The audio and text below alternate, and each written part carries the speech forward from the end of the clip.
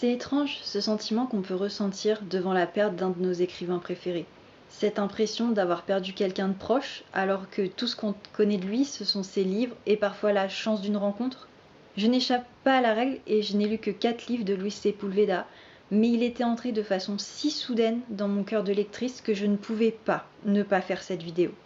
Cette vidéo qui ne conviendra d'ailleurs pas à mon côté perfectionniste car tous mes livres sauf un sont chez mes parents et que je ne peux pas les récupérer pour vous les présenter. J'ai envie de dire tant pis. Tant pis si c'est maladroit, tant pis si c'est un peu amateur, tant pis si les photos figées remplacent le mouvement de l'image vidéo, tant pis. Laissez-moi juste vous raconter un peu de Luis Sepúlveda. D'abord, il y a l'homme et son parcours de vie incroyable.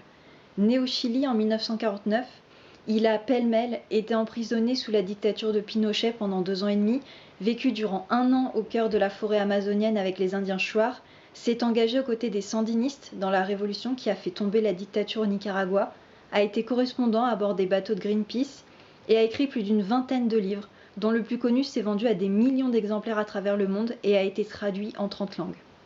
Et puis il y a l'auteur, et tout d'abord son roman le plus connu, Le vieux qui lisait des romans d'amour. Une ode à l'Amazonie dans tout ce qu'elle a de plus beau et de plus dangereux. D'un côté, la beauté et l'harmonie de la nature, sublimée par les descriptions et la personnification des jaguars, animaux clés de l'histoire. De l'autre, la laideur de l'être humain, avec sa bêtise et ses dialogues crus, vulgaires. Une construction intelligente pour faire passer un message bien plus profond qu'une énième dénonciation de la bêtise humaine et de ses conséquences sur la nature. Ce livre ne laisse vraiment pas indifférent, parce qu'il trouble, il perturbe, il dérange. En le refermant, on comprend pourquoi il est considéré comme l'un des classiques de la littérature hispano-américaine. Luis Sepúlveda était aussi très engagé dans l'écologie et dans une vision plus raisonnée de notre consommation. Il s'était allié à Carlo Petrini, le créateur de la slow food, pour rédiger 2 idées de bonheur que je vous avais présentées sur Instagram il y a 3 ans. Tous deux y parlaient de nourriture, de gastronomie et d'environnement en développant ce qu'ils appelaient 7 idées de futur en partant des mêmes sujets.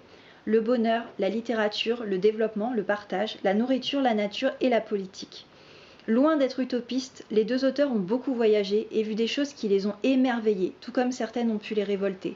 Et c'est grâce à leur expérience qu'ils ont voulu s'inspirer de ce qu'il y a de mieux pour faire bouger les choses. C'est un livre qui nous fait réfléchir de façon plus littéraire que d'autres essais sur notre façon de manger et de consommer à travers des propos simples, beaux et justes. Et puis, Luis Sepúlveda savait aussi très bien écrire des contes à 2 niveaux, aussi bien pour les enfants que pour les parents, et faire passer les messages des valeurs et des causes qui le tenaient à cœur. Avec Histoire d'une mouette et du chat qui lui a appris à voler, que j'ai en VO, on découvre un bijou lumineux et tendre au travers d'une bande de chats qui vont prendre sous leurs ailes une petite mouette jusqu'à ce qu'elle prenne son envol. Une très jolie histoire sur les conséquences de la pollution, l'amitié, l'entraide et la différence. Dans le même style, on retrouve son dernier livre paru à la rentrée dernière, Histoire d'une baleine blanche. Un véritable coup de cœur pour ma part.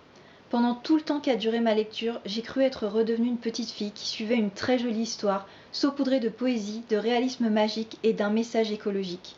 Je tournais les pages, je m'imprégnais de l'écho de l'océan en plongeant dans les illustrations.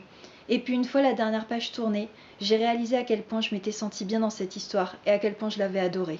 C'était le dernier livre de Luis Sepúlveda et j'ai vraiment du mal à réaliser qu'il ne nous émerveillera plus avec de nouvelles histoires. Heureusement, il nous reste une vingtaine de livres à lire encore et à découvrir pour ma part. Adieu et merci, Monsieur Sepúlveda.